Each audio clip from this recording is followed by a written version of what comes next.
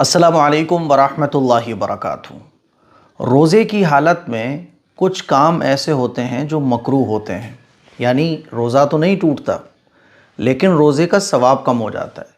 पिछली 2-3 वीडियोज़ में मैंने आपको बताया था कि कौन सी चीज़ों से रोज़ा टूटता है और कौन सी ऐसी चीज़ें हैं जिनसे रोज़ा नहीं टूटता है। अगर आपने वो वीडियोज़ नहीं देखी हैं तो देख लीजिए। आप यूट्यूब पे रोज़े के मुताल्लिक़, रमज़ान से मुताल्लिक़ कोई भी मसला आपको अगर मालूम करना हो तो आप यूट्यूब पे सर्च करें, रोज़ा किन चीज़ों से टूट जाता है, AM कासमी, ज़कात AM कासमी, वो मसला और मेरा नाम लगा के सर्च करेंगे तो उससे रिलेटेड वीडियो आ जाएगी और इंशाअल्लाह आपके जितने भी डाउट्स हैं वो क्लियर हो जाएंगे और दीन की बहुत अहम और ज़रूरी बातें आपको सीखने को मिलेंगी। तो आज मैं आप लोगों को बताने जा रहा हूँ 12 ऐसी चीज़ें जो रोज़े में मकरूह हैं। यानी रोज़ा तो नहीं टूटेगा लेकिन रोज़े की हालत में इन कामों से भी हमें बचना चाहिए। मकरूह का मतलब कि अगर ये काम आप करोगे रोज़े की हालत में तो आपके रोज़े का सवाब कम हो जाएगा। और इसमें से कुछ चीज़ें तो ऐसी हैं जो हराम हैं, गुनाह कबीरा हैं, यानी रोज़े का सवाब पूरा का पूरा वो खा जाती हैं। तो आइए जानते हैं ये 12 मकरूह चीज़ें कौन कौन सी हैं। नंबर 1, ब्रश करना।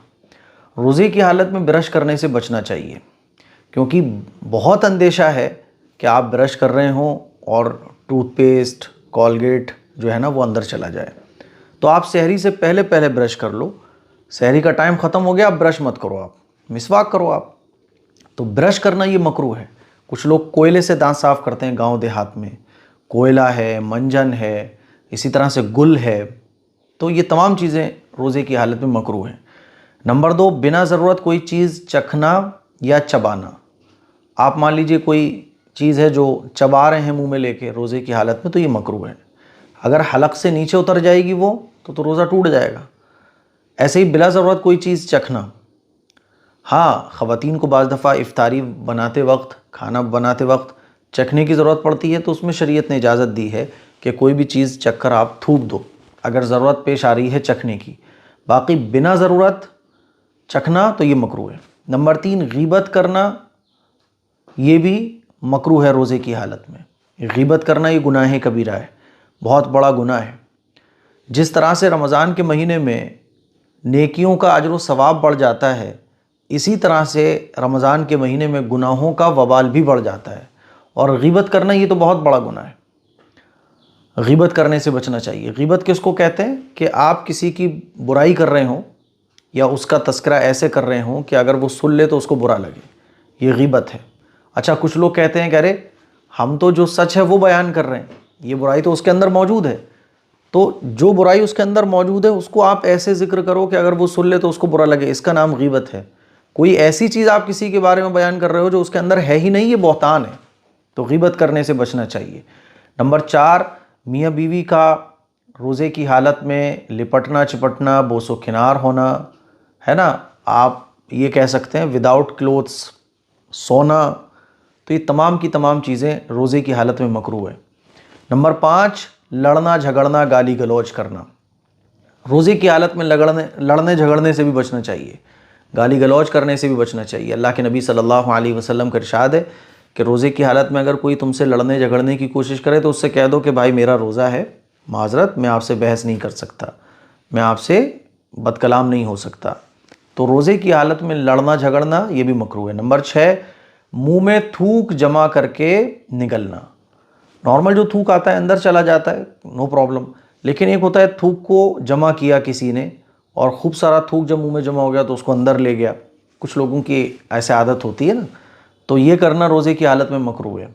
नंबर 7, बिना ज़रूरत ग्लूकोज चढ़वाना। बस ऐसे ही साहब व्हाट्सएप पे स्टेटस लगाना है कि मेरी तबीयत ख़राब हो गई। आजकल तो व्हाट्सएप स्टेटस, इंस्टाग्राम रील के लिए जो है ना कुछ भी हो सकता है। जानबूझ के लोग तबीयत तक ख़राब कर रहे हैं, पट्टी बांध लेते हैं, मेरी तबीयत ख़राब हो चुकी है। तो ऐसे बिला ज़रूरत ग्लूकोज चढ़वाना ये भी मकरूह है। हाँ, तबीयत डाउन हो रही है, डॉक्टर ने कहा बोतल लगवा लो, तो ज़रूरत पर अगर आप बोतल वगैरह या ग्लूकोज चढ़वाते हैं तो जायज़ है, लेकिन बिना ज़रूरत ग्लूकोज चढ़वाना ये मकरूह है। नंबर 8, टीवी देखना, मूवी देखना, गाने सुनना, ये तमाम की तमाम चीज़ें रोज़े की हालत में मकरूह है। नंबर 9, गेम खेलना। गेम अगर आप खेल रहे हैं, थोड़ा बहुत खेल लिया, चुटपुट जिसको कहते हैं, बस यूं ही 5-10 मिनट ऐसे ही, तो अलग बात है। गेम खेलने में आप आधा घंटा, 1 घंटा, 2 घंटे, 4-4 घंटे खर्च करो तो मकरूह है ये। टाइम की बर्बादी रोज़े की हालत में मकरूह है। नंबर 10, गर्लफ्रेंड बॉयफ्रेंड से बात करना। गर्लफ्रेंड बॉयफ्रेंड से बात कर रही है, बॉयफ्रेंड गर्लफ्रेंड से बात कर रहा है, तो नॉर्मल अगर ये बात है तो इसका गुनाह कम है। और नालायकीपन की बातें हो रही हों, प्यार मोहब्बत की, तो ये तो नाजायज़ और हराम है। तो हरामकारी है ये सीधी सीधी। तो इसीलिए रोज़े की हालत में इससे भी बचना चाहिए। आम दिनों में भी बचना चाहिए, लेकिन रोज़े की हालत में ख़ास तौर पर इसलिए बचना चाहिए क्योंकि रोज़े में नेकियों का अजर व सवाब भी बढ़ जाता है, गुनाहों का वबाल भी बढ़ जाता है। नंबर 11, गुनाह के काम करना। कोशिश ये करें कि रोज़े की हालत में कोई भी हमसे गुनाह ना हो। रोज़े रमज़ान के महीने में हमसे गुनाह नहीं होना चाहिए, इसकी कोशिश करना चाहिए। नंबर 12, खून देना। रोज़े की हालत में खून देना ये मकरूह है। खून देने से आप बचिए, है ना। बहुत ज़्यादा अगर इमरजेंसी है तो इफ्तार करने के बाद आप खून दीजिए। रोज़े की हालत में खून देना ये भी मकरूह है। तो ये 12 चीज़ें हैं जो मकरूह हैं। मुझे उम्मीद है कि आप इन तमाम चीज़ों से बचने की कोशिश करेंगे। और भी बहुत सारी चीज़ें हो सकती हैं, जैसे कि रोज़े की हालत में ज़्यादा सोना, दिन भर आप सो ही रहे हो, ये मकरूह है। नमाज़ें क़ज़ा करना ये तो गुनाह कबीरा है, ये भी मकरूह है।